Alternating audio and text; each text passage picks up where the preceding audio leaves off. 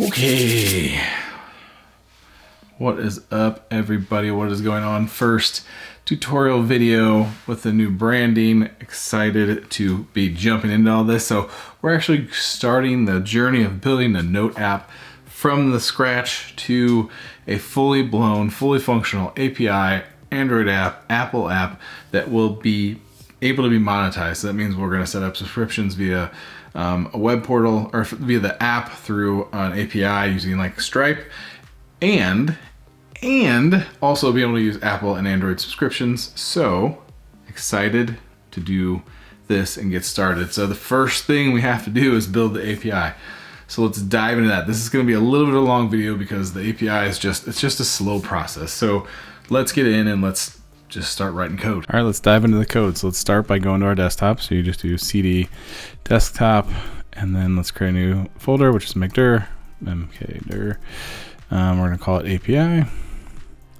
cd API. So now we're in the actual new thing we called. So we're going to do npm.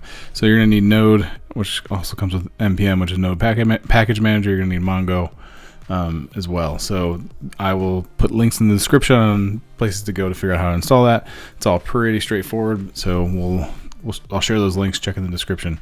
So we're going to do npm init, which is basically just setting up the folder as a project. So we'll name this package name. We'll call it Node app.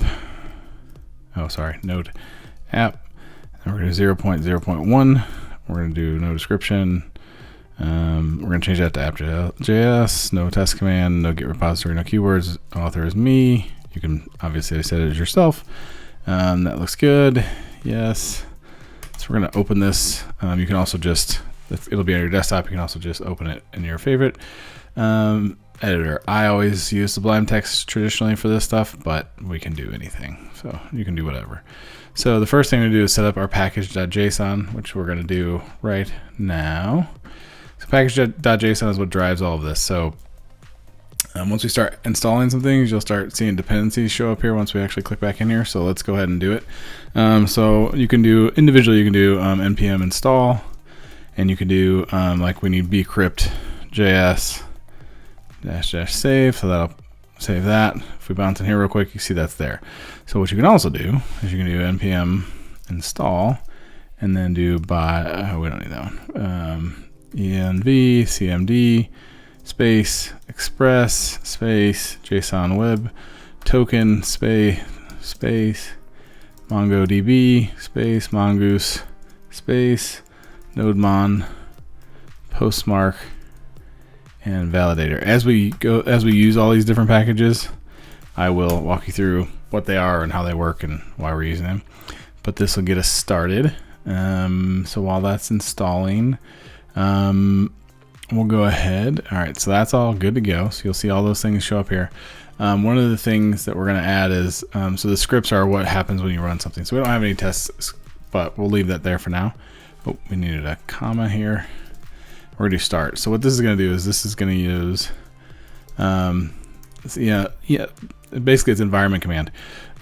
So basically that package we installed allows you to set a .env file, which we'll set up here shortly, to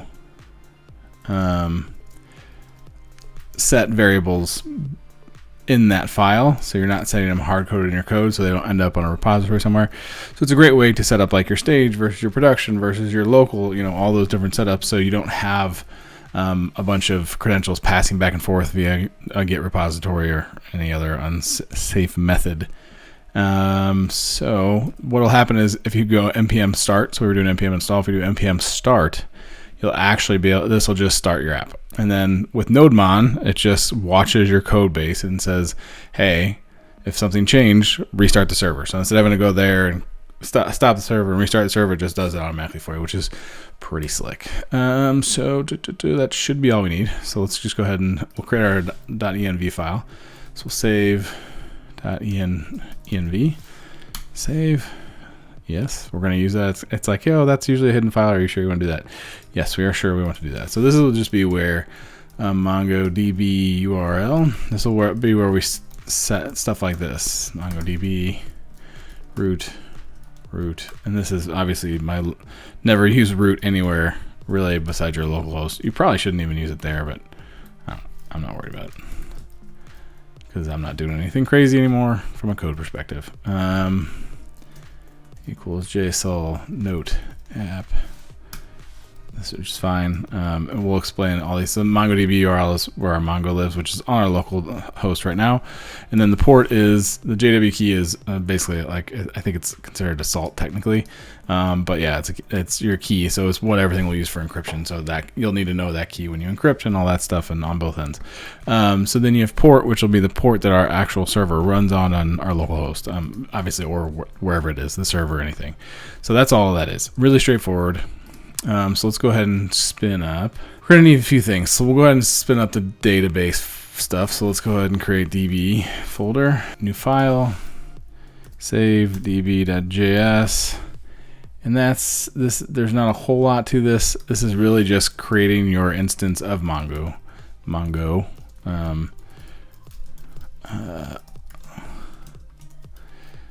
Trying to fly through this because this is really just really basic setup stuff. So this is looking at process.env is looking at that .env file. So we can call the variable we set there, and it will know what to do with that. And then we'll do use new URL parser true use. Oh, it's not user, it's use. Use create index true and use unified topology true. Cool.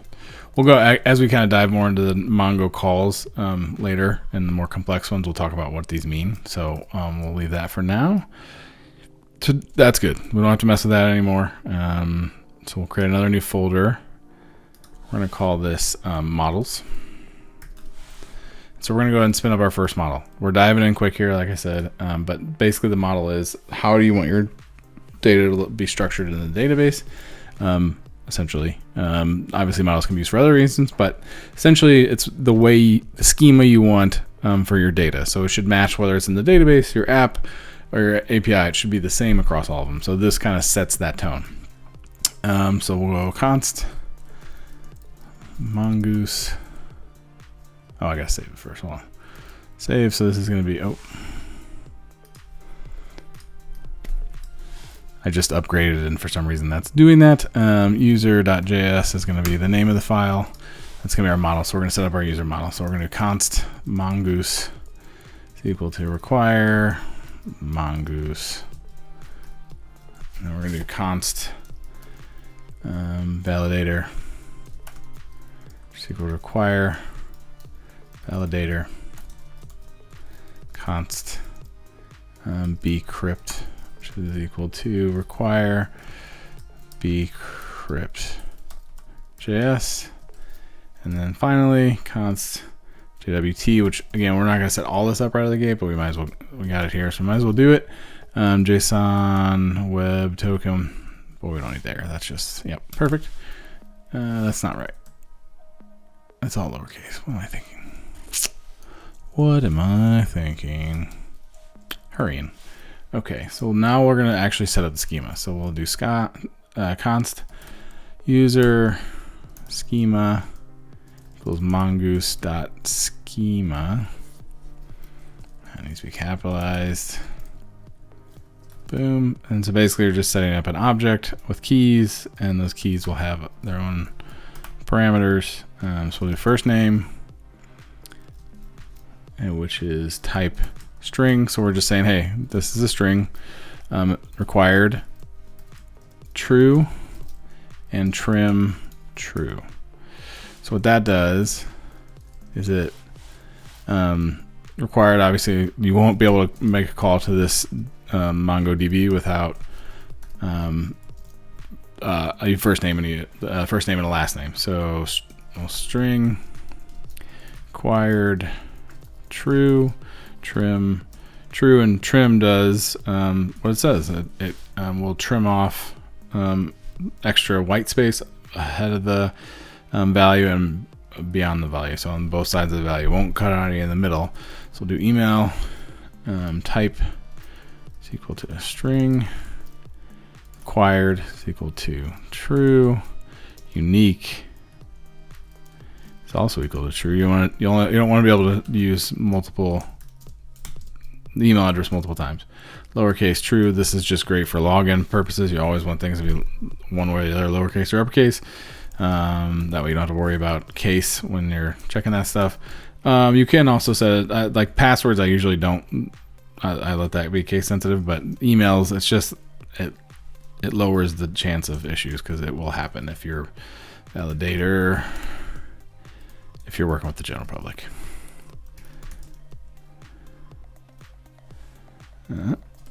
Okay, and we'll say, so basically the validator has a bunch of pre-programmed validations, and so it will say, hey, oops,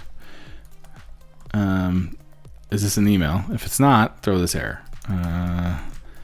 Email address. All right, and then we're gonna do password, type string, required true, min length will be 5. I know that's a little short. We will probably change that at some point. And then trim. Yeah, trim is a good one to have on this as well.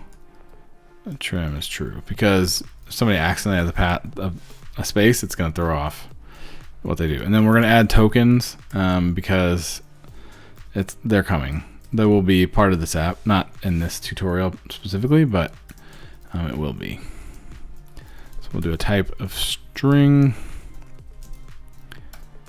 and then we'll do a required true.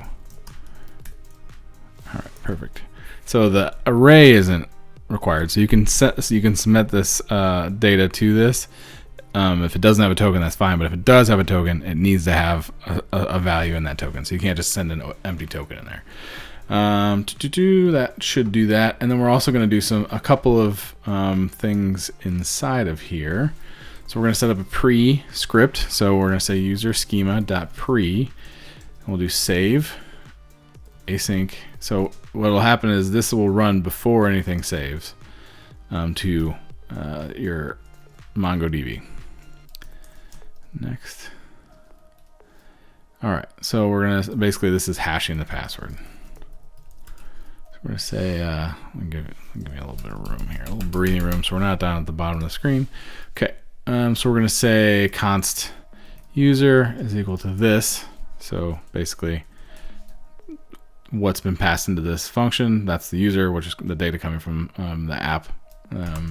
If user is modified password, then we'll say user.password equals await bcrypt. So that await will basically make sure that the encryption happens before it moves forward, so you're not moving forward without the value properly set. And the 8 is the strength, I believe, of the actual hash. Length, strength, whatever. User schema, so that'll take care of that. The one other thing we're gonna do is we're gonna go ahead and do a static method to find credentials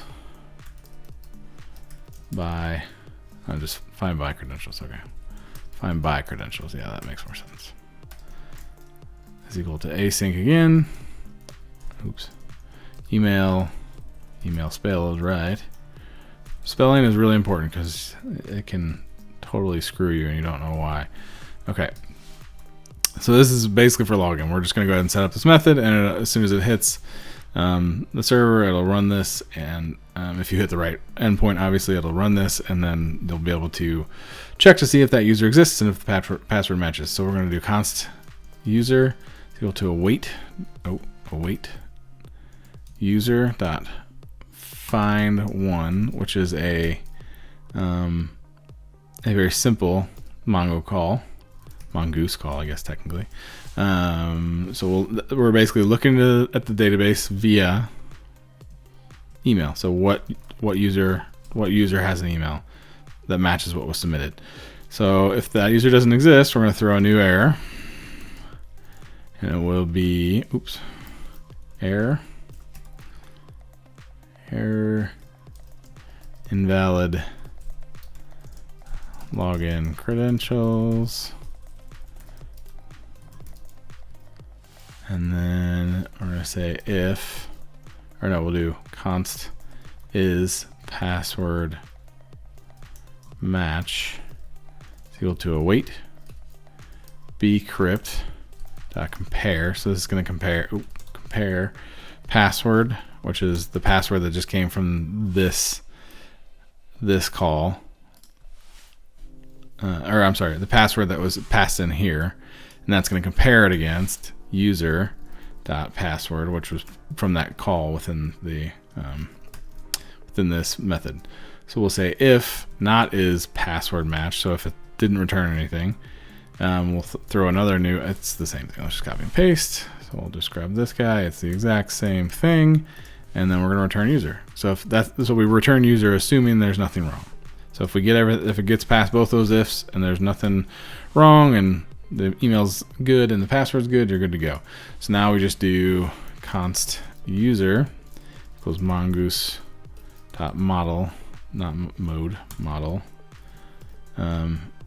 user. So this makes this is how we'll access this outside of this model. So module, this is actually exporting it, so it is available, and the one above it is actually how we call it. All right, so our model is done. Everything looks good here. So the next step will be our router. So we'll create another new folder here, new folder, routers, and then we're gonna do a new file, router.js, no, not router, user.js, weird. All right, save that, get rid of that. All right, so this is pretty straightforward. So we're just gonna, these are gonna be setting up the endpoint. So this is how we actually like direct traffic coming into the server. So we're gonna say const express equals require express, and we'll do const user, which is what we just created, require, we're gonna do ... models. So that's making sure you're getting to the root of the project and then finding the models folder. Then we're getting the actual file, and then router. Oh, sorry. Const router is equal to express.router. And like that. We're gonna do router. So we're gonna start with just a really basic home link or root async request response. Make sure it's always request response, not it's never response request, because you're going to get all kinds of jacked up. So we're going to create a new user. So we're going to say, we're going to put this in a try catch. So we're going to say try, and we're going to do catch error. Why did that look like that? So we'll do const user is equal to new user request.body, and then await the user.save. So that will trigger everything happening there. So we'll say response.status 201, all was well, send. So we're just going to return the user for now, just to make it easy. And then if there is an error, we're going to say response status 400, so there was a problem, send, and we'll send there. I'm really not sure why that coloration's different. Why is it like that? It shouldn't be that color. Did I do something wrong here? Two things happened here. I started writing, instead of writing the root one, I actually started writing the create user one.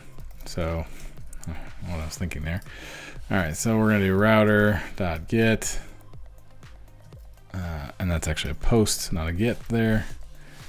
We're gonna do async request response, and we're just gonna response.status, because this is just literally arriving at the page. So as long as the server's up, it will say welcome. Now, obviously you wouldn't do that in production. This is just for my, my own benefit here. So this is actually a post. Save that. I don't I don't know what's happening here. This is very odd. That color is not. I see what the problem is. I didn't actually set up these as functions. My bad, y'all. All right. Now everything's setting up like it's supposed to. We just need to put our this back. Perfect. Yes. All right. All right. So that's our first router. So we're going to do our next router, which is actually the login router. So we're going to use our login. We may change these at some point, but for now, async request response equals that. Boom. And then we're going to do another try. Catch. Error. And we're going to say response.status for this one, of course, is 400. Send. Oops. Send. Gosh, too many. Here. Perfect. For try, we're going to do const email password equals request dot body. Nope, not underscore body, just body. What's up with that? Okay, const user is equal to await user dot find by credentials, which is what we just set up in the model, email password.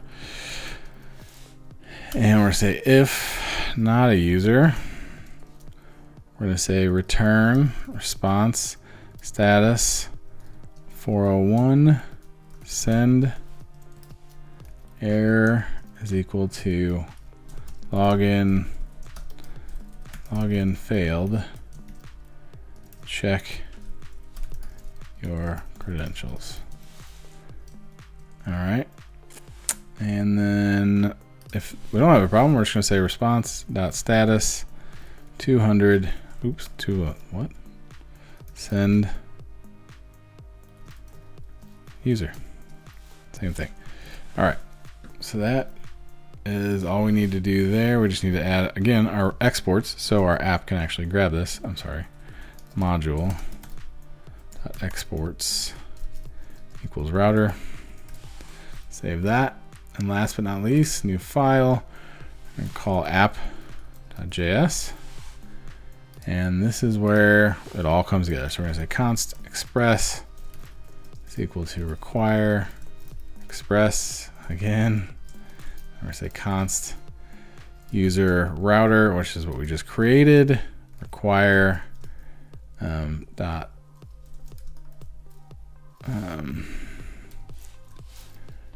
routers user, and then const port. This is actually the port we're going to use. Is coming from our process.env.port, and then port,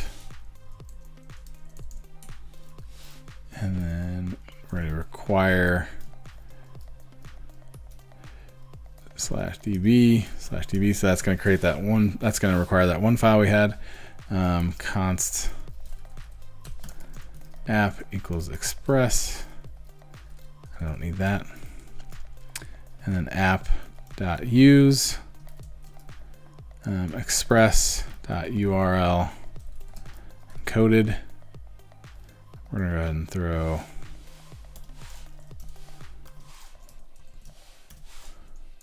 extended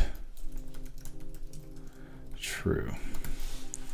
All right, and then we're going to do app.use express.json, and then app.use user router, and then app.listen. So this is where we actually spin up the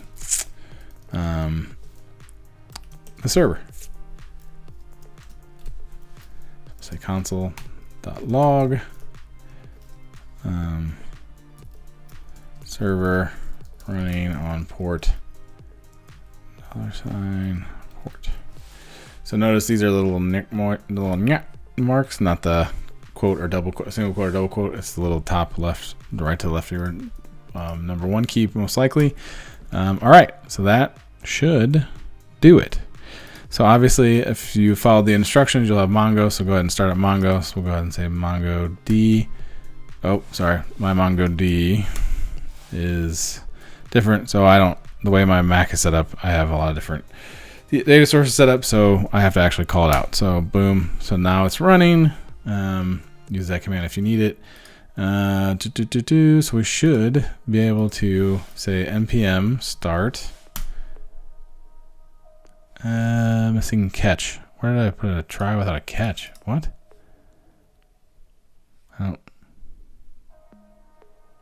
Oh. Yep. Mess that up. See, and this is. Let's try that. Unexpected on. Where is that at? Router's user on line 20. Oh, yeah, there shouldn't be that there. And this needs it. So I accidentally got a little ahead of myself here, it looks like. All right, let's try that. All right, so now we're running. So we should be able to open up Postman here. And we should be able to close that. And we're going to say, this is the post. So we're going to say local host. Come on. So we'll go to that. And then we're going to set up the body. Form URL encoded. So first name, Jason, last name, Sullivan. Email will be jason@jasonsullivan.me, and then password will be 12345. And so we should be able to send that, and that should add it to the database. And there we go. There we have it. So we have this. We have the user here created, and if we open up Robo3T, you'll see if we refresh that user is there, data's there. You have a hash password. So now let's try the login. So we'll do another post, login, local. We'll do user login. And we'll say email is jason@jasonsullivan.me. Password is 12345, and send, and nothing. As I was using params and not body, so we'll do that again. So we'll say email is jason@jasonsullivan.me. Password is what was it? 12345. Terrible password. Error. Let's take a look. I'm not seeing anything majorly wrong here. Oh, that's probably statics, not static. Let's try that. So let's go here. Send it again. There it is. The simple things, an S. So that's it. That's basically the very bare bones of the API. It's just user register, user login with almost zero validation. So we'll definitely be refactoring this and building on top of it. It is bare bones, but it's going to be able to allow us to connect the Android app and the iPhone app. So let's just keep pushing, and next episode we'll actually jump into setting up our Android project and kind of getting the bare bones of the UI for login and register squared away. So next video is coming up. If you like what you're seeing and you're excited about this project and you want to know more and learn more, hey, hit up the like button, the subscribe button, the alert, the bell icon or whatever people are talking about these days. Those apparently help with the algorithm. So any help I can get, I would appreciate, but only if it provides value. Other than that, hope everybody has a fantastic day. Take care.